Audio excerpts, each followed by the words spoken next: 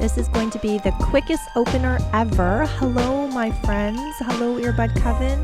This is part 2 of our very special Vancouver Pagan Pride live event where I was recording live. Again, I just want to say that I could not get to every tent. I could not get to every booth. I only have a few vendors on here. I apologize. It just was whoever was available to talk to me when I was in that space. So, without any more hesitation, here are more sound bites from Vancouver's Pagan Pride, and please go ahead and listen to part 1. This is a very special double episode for you all. Everyone who I spoke to will be listed in the show notes for this, so that you can find them on the internet, get all their information, buy stuff from them. There's a lot of information on here for people who are seeking about different paths, so you can access that too. Okay. Here we go. All right, I'm Raven Rissy, and I'm part of the band Hemnetcher. Excellent. Tell me all about that. Okay, so the spiel. So basically, we're a dark electronic folk band based out of Vancouver, BC. We try to combine ancient stories, modern instruments to keep all the spirits alive and well. Oh my God, that sounds like so much fun. I love it. Honestly, it's been a long time coming for me and my bandmates, and so we're really grateful to be able to kick this off and actually be able to get something going now that everything's opening up slowly. So. Yes. Have you had a couple gigs yet? Like real live people? We did. It was crazy. So we actually just played 3 of the biggest festivals here for electronic goth music on the West Coast. Nice. What are the festivals so people can find you next year? Hopefully, I hope. So the first festival we played was a local one here in Vancouver called Verboten Festival. Okay. The next one was Mechanismus Festival based out of Seattle. And then the last one is Terminus Festival based out of my original hometown, Calgary, Alberta. Oh my God, that's where I'm from. Yeah, I'm from Calgary. But yes, so. Excellent. Yeah. I'm so glad you're here at Pagan Pride. Oh, thank you. Yeah, it's been great to be back after 3 years or so. It hasn't happened, so it's really nice. And there's so many people, new people here, which is really great. So that's really awesome. So I'm trying to collect a bit of sound bites too for new and new little witchlings and things. So tell me about your path. Okay, so my path. Well, it's definitely changed over the many years, but right now I am someone's giggling at me in the corner. But for me, I basically classify myself as a Norse pagan, Norse heathen, northern shamanic stuff. I usually I don't really like to use terms per se but they can be helpful at times, but I usually work with more of the Roka, so the more primal deities, the Thurs, the giants, that type of orientation is my jam. But yeah, I've been doing that, I don't know, for a long time now. It seems like forever.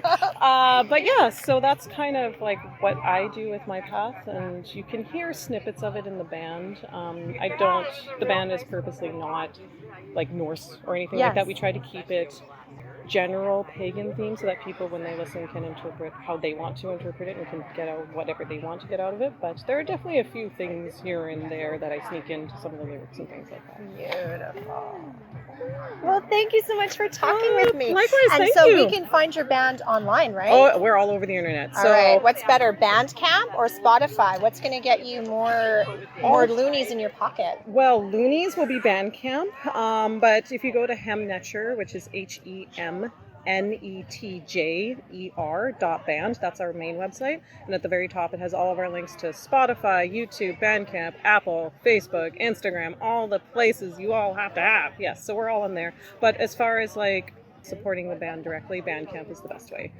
We have all of our merch on there that I do all of our design work and everything and all that stuff. So it's all on our Bandcamp. Okay. And I will link that in the show notes to this episode. Wonderful. Well, hi there. How's your day going? It's going really well so far. Yeah? It's good to see everybody and get together. Do you want to tell me a little bit about your personal path? Sure. What style of pagan are you? Well, I consider myself eclectic pagan. And by that, I mean I don't limit myself to a particular pantheon. I just sort of let who wishes to work with me come and work with me. That sounds nice. It is. It's very chill. I came up through what my temple calls the wing it tradition. I think I know that tradition. We take it very Yes, seriously. we do. It does take a lot of pressure off to have all of your correspondence correct and every word in the right place. It does. Well, thank you. What have you liked so far about Pagan Pride this year? This is my first Vancouver Pagan Pride. Is it? Where are you from? I'm from Atlanta, Georgia. Oh my goodness, welcome. So glad you're here with us. I guess we'll introduce you at the very end. Oh yeah, sure. My name is Leaf Ballard. Okay. My name's Dave Stevens. Hi, Dave. And you did our opening ritual today, I didn't did, you? yes. And how long have you been doing the opening ritual for Pagan Pride? This would be my third year. Nice. And what brought you to that in your path? You know, initially it was about getting connected to a new community. Like, I knew very few people. I loved ritual very early on. That was like my favorite thing about paganism, really, was that kind of community getting together and the magical aspects of it too.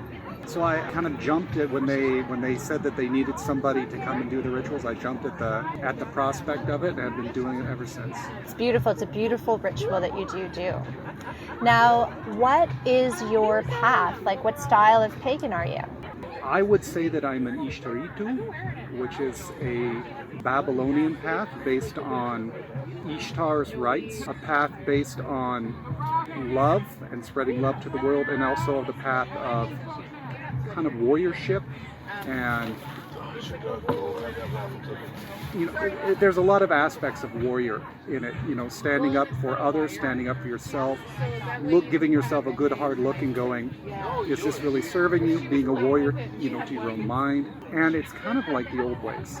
It has a. We actually have very little of the tradition left, but that's really what I do in my private practice. But I've been trained in Wicca from like the early '90s when it me too. I think a lot of us started with Wicca because that's what was in the bookstore. Absolutely. Yeah. And as you kind of grow and see what other things are out there, that's what I gravitated towards.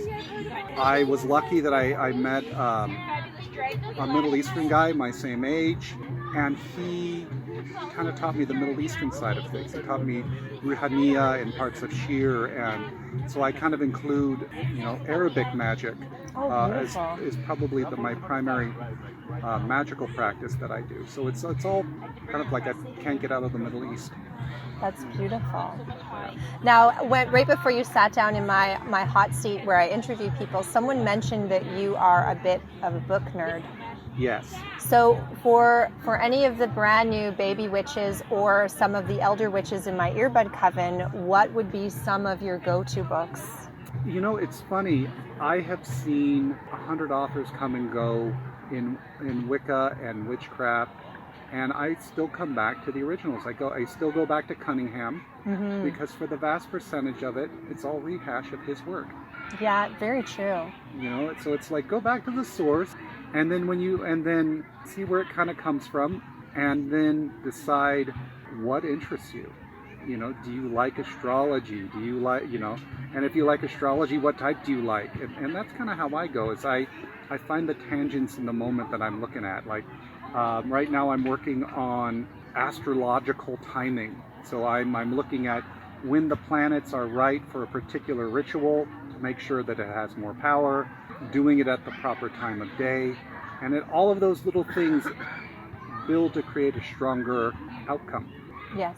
So if I'm going to do something for somebody, let's say like it's healing, I'm going to find out, what am I healing? So what particular planet I'm going to be looking at. Maybe it's a mental issue. So I'll find the time of the moon and when the moon is best aspected for healing, and then I'll perform that rite at, even if it's at 2 o'clock in the morning, because that's going to be the time that's going to be best. There's magic in that kind of dedication, though. when you look it up and then you say, okay, I'm going to set my clock, like that kind of I don't know if sacrifice is the right word, but when you really, I think there's a piece of sympathetic magic that is about really aligning yourself and making absolutely. the commitment to your work to go that extra mile. But if I'm going to do it for somebody, I won't go to sleep. So I will seclude myself in my practice area, and I will do the prayers and the chants and other rituals so that it builds to that point, and then I will do the particular healing rite or contact the angels or whatever it's going to be, or even sometimes it's summoning a spirit. Yes. So I want to put my entire focus on that person. But, back to the books have led me to kind of like, what are the areas that I'm most interested in? And sometimes it is pretty nerdy. Like, I want the little minutia that you can only get by, reading the more advanced stuff.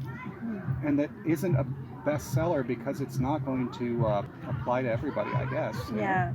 What's your favorite go-to book right now when you're planning something? Right now, I'm reading a translation of an Arabic text called The Son of Gnosis, and it is considered the most evil book in all of the Arabic traditions, but it's not. It's just been very maligned. It's actually about coming closer to God and angelic invocations, but Islam has painted a very dark picture of Al-Buni's work, and this is a direct translation of his opus. Like, this is the book that he's most known for. Fantastic book, and it's unfortunately only like half of the translation. There's if you were to find the manuscript in the wild in Arabic, there's the short version, which is just his work, and then there's the long version, which is all the other magicians and sorcerers who followed after him, who wanted to kind of ride on his coattails. So they've put their work involved in it, and now the book is like that. It's 2 inches of... You're just going to need to learn Arabic. I am studying. It's very hard, but Google Translate does a decent job. Oh, good. That's good. The trouble is that they're kind of the foundation for a lot of what people practice, and they don't realize it. Like what we think of as like ceremonial magic, a lot of it came from the Middle East. We all think that it kind of came from Europe, but it's actually they're doing translations of these books. So like these old grimoires that people talk about are actually translations of Arabic texts. So like the stuff that like the Golden Dawn and Israel Regardie's work is built off of in the Kabbalistic stuff? Well, there's the Kabbalah. But when we look at, the trouble with the Golden Dawn is it's a lot of traditions mixed into one. It is. So if we were to look at the strict ceremonial magic or the alchemy, a lot of that was influenced by the Arabic people. And the thing that a lot of people forget is the Arabs when the Library of Alexandria was burning, the Arabs ran in to save the books. So they were the ones who kept the secrets of the ancients. My name is Astani, and I am the Red Tent Temple of the Fraser Valley. And my co-hostess is Iska Johnson. Actually, she was here earlier today. My friend Iska was out, and I haven't seen her in a very long time. She introduced me to the Red Tent movement. So she invites me out to this event, and it's at a bookstore out in Chilliwack, and it's called the Red Tent Temple. And I said, okay, is this a yoga evening? Is this a pagan event? Are we steaming our veg? Is this like a Gwyneth Paltrow thing? What is this? What is a red tent? Like, who is this person? I don't recognize this person. Like, what is this?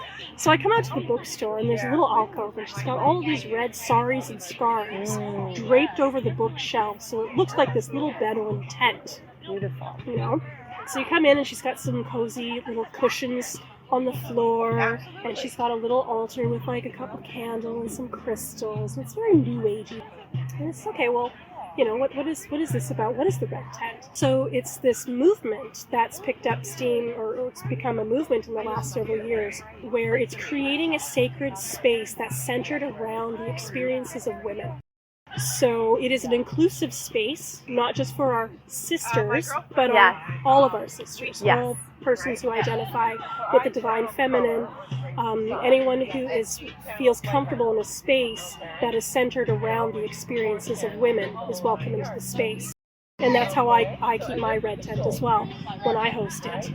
So I came into this, and this movement is just kind of giving a space for women to come together in community, in sisterhood, to share our stories, to share our wisdom and our lived experiences, to be a community of support for each other, to witness and support each other through our rites of passage through womanhood. So there's a lot of emphasis on menarche. For example, I have a tween, and during COVID, my tween, had their first blood. So when we got out of COVID, I said, you know what, I'm going to plan a red tent for you. If you're okay with a red tent, I would like to plan a red tent for you. So I did that for my daughter. So I had the people in the community that were part of their family came together and held that space. And we had a lovely ritual about that. So there is some focus on those experiences. There's rites of passage like your first red moon. The red tent is traditionally a space where in tribal communities in the past, there was normally a space set aside for women, a space set aside for those women when they were on their moon, when they were in childbirth, when they were postpartum, and they were nursing, new mothers learning how to nurse, getting the assistance of the other older mothers in the community. So what we have now is we've gone away from that village and we've gone to a nuclear family in the last 50, 60, 70 years, which I think is unfortunate because it does take a village to raise children, and women are stronger as a community when we can support each other. We can do a lot, we can multitask like the best, but we need each other, we need support. Who cares for the caretaker? Not a lot of people. Not a lot of people, Right. and so women are expected to do a lot of labor, a lot of mental labor, a lot of household labor, a lot of emotional labor. We really should be in a society or in a community that when you have children, especially when you have your first, it is a life-altering experience to go from being a single childless person to suddenly, whether you're single or you're partnered or you have a polycule to assist you, to go from being that single childless person to being a parent. It is a new experience, but also we need so much support in ways that you don't realize. And the great thing about the red tent is it's a reminder of the village that we used to have, so that we could lean on each other for support. So someone can help you. Hey, let me help you. Let me show you some tricks when I was a mom, when I was first learning. So people in the village would go to the tent. They would birth in the tent. There were midwives who've been there, done that. And that's where you find your midwives and your doulas, and they would help you bring the child into the world. They would teach you how to nurse, how to latch. I mean, now I had, 2022? I had my daughter in 2010, and I had such a hard time breastfeeding. Yeah, it's And not easy. I could not find a breastfeeding consultant anywhere. And by the time I got help in how to nurse, it had already been 8 weeks. My milk production was already set, which was practically nil, and my child had already been jaundiced for 3 weeks, and I had to put her on formula.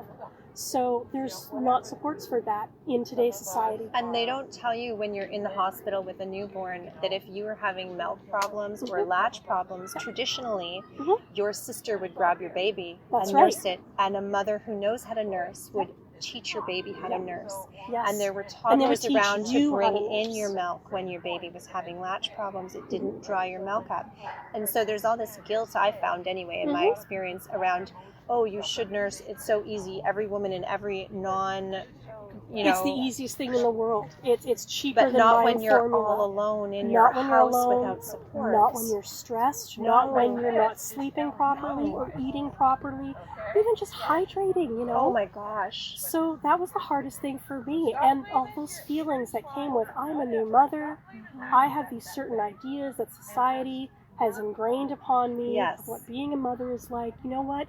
You come to the tent and you share those stories and you have a good cry, and your sisters are like, honey, I hear you, I see you, your experience is valid, we've been through that too, let's help you through it. And there's healing in the red tent because you are witnessed, you are seen, your struggles are seen, everything you've been through, it's validated. Your feelings are validated. What I'm hearing you say is it's almost like you don't need to do ritual because the women are holding such space for you. Mm-hmm. The ritual is happening. You can do ritual. There are some sacred rituals you can do. Like you could do a rite of passage where, you know, what does it mean to transition from the child to the maiden?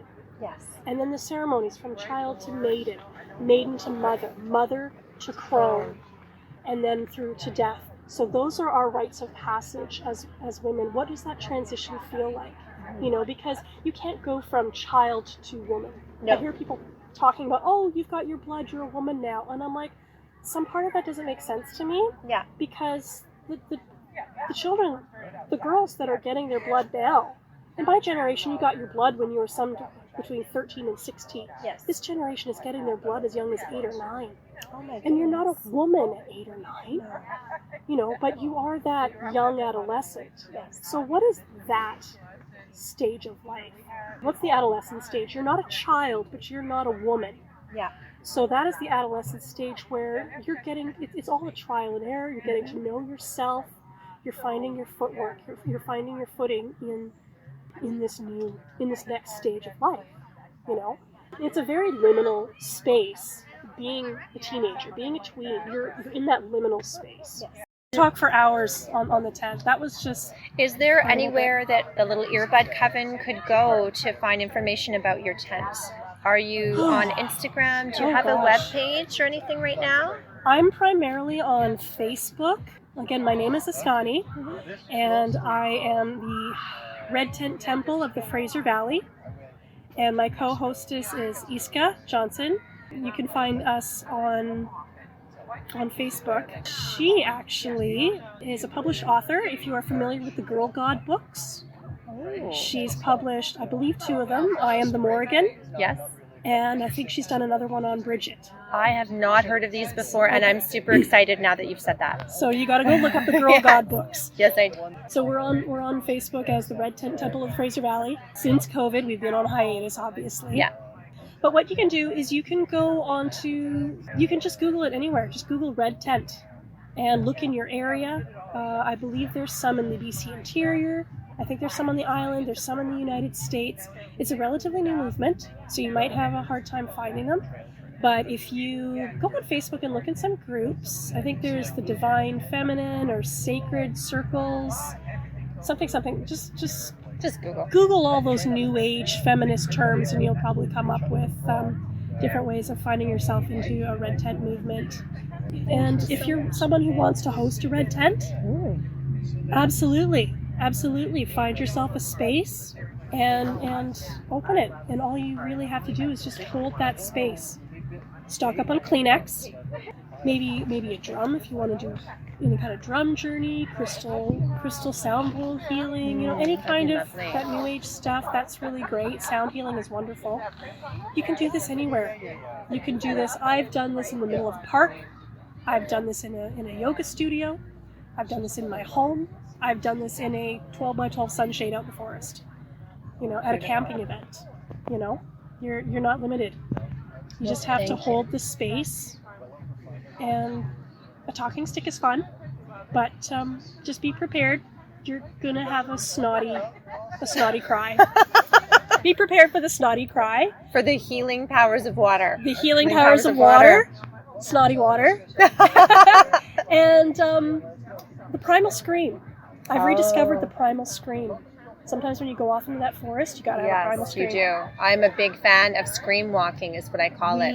When you go for a run or a hike, and it turns into screaming in the forest. Yes, it's an amazingly cleansing thing. We hold so much stress, so much anxiety, so much pressure. Yes. We have to relieve it, or we're literally going to lose our SHIT on the people that we love, and we don't mean it. So you gotta. It's like a pressure cooker. You gotta release that sometimes. So you know what? Do the primal scream. Mm-hmm.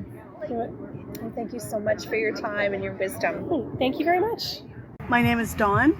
I came with my girlfriend Celeste. We are part of Kith and Kindred. We are a Norse event group, so we run workshops and camping events. We came here to help out. We did a ritual I did a beginner shamanic journey.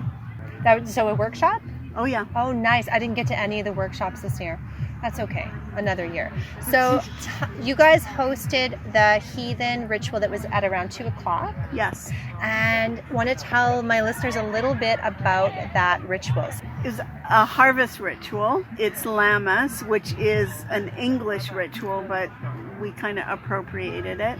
And it's all about the harvest, and it's about bread. So the beginning of the harvest, the first grains come out.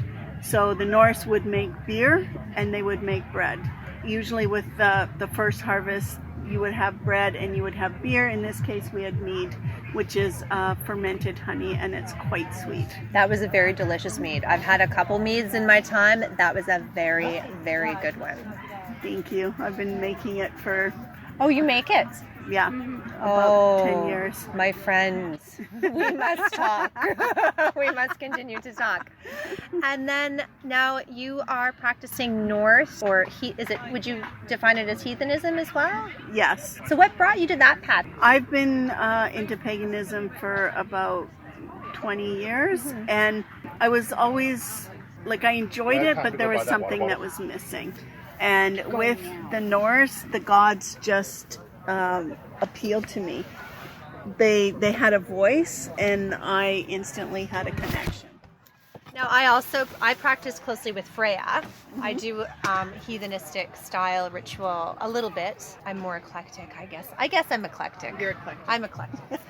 So there's Celeste over there going, holla, me too. So who is who's your best sister friend in the Norse? Oh, I have a few. Freya is definitely one of them. I do Sage. I'm a initiate, so I'm learning Sage, but I do a lot of journey work. So Freya is all about the magic.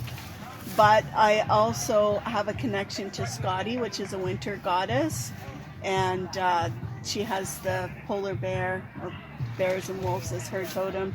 And then there's also Hel. Yes. Yeah. She's good. I do a lot of journeys, and I speak to Hel a lot.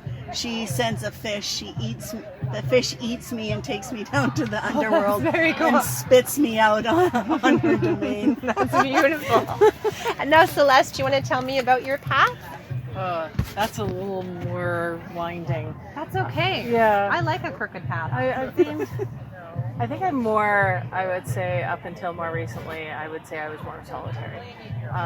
Mostly because I can find the right people, I guess, to hang with. And so I have a bit more of an eclectic path. I would more consider myself, I believe that there's truths in all paths, and it's just sort of how you get there. But more recently, I've been doing stuff with Dawn and the shamanism stuff, and we started Getting Kindred together to kind of do more ritual and with a lot of fun with friends and that kind of thing. And so we've been kind of doing things for 2 years now? 2 years, yeah, 2 years now. So, and it's been an interesting path, and we've been really enjoying doing stuff together and having friends come along with us and that kind of thing. And group work is different. I practice mainly solitary, and same thing. It's hard to find a great coven to hang with who has good times, and you can make everything mush. Yeah. So do you want to talk to me just a little bit about the difference between working with groups and versus working solo? Because it is different. Do you want to speak a bit to that? Because I think a bunch of my earbud coven are solo practitioners, but there's some beautiful stuff that can come out of working with others. Yeah, it's more, I find that when you're working with a group that meshes well, that has the same kind of energies that you work with, that you're not generating it all yourself. Like there's a lot of feedback and working together that kind of makes it a different space. And I've been enjoying doing that kind of thing. So we've been... It's like you've got your individual energy, and then you take steroids, and it's like 100-fold. I have felt that too. It's like when you put two practitioners together, you're not adding the power, you're exponentially multiplying it, like to the power of 2 or to the power of 3 or to the power of 4. That's how it feels to me. Yeah, exactly. Yeah. And it grows and it blends and it just becomes this beautiful dance. Yeah. I like that. Well, maybe we'll wrap up this soundbite on the beautiful dance. Thank you so much, ladies. Well, thanks for having us. Thanks for having us.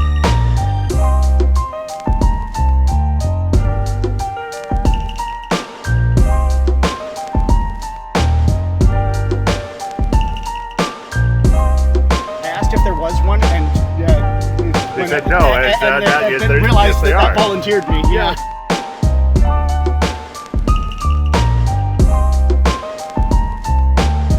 Oh my God, what area did you grow up in? Oh, I actually grew up in Airdrie, just outside of Calgary, yeah. but we lived downtown for quite a while, and I moved here about 6 or 7 years ago now. Okay, I've been here for almost, Yeah. God, You're another God, Calgarian, it's I crazy, know, there's right? barely any of us. I And we know. never live in Calgary anymore.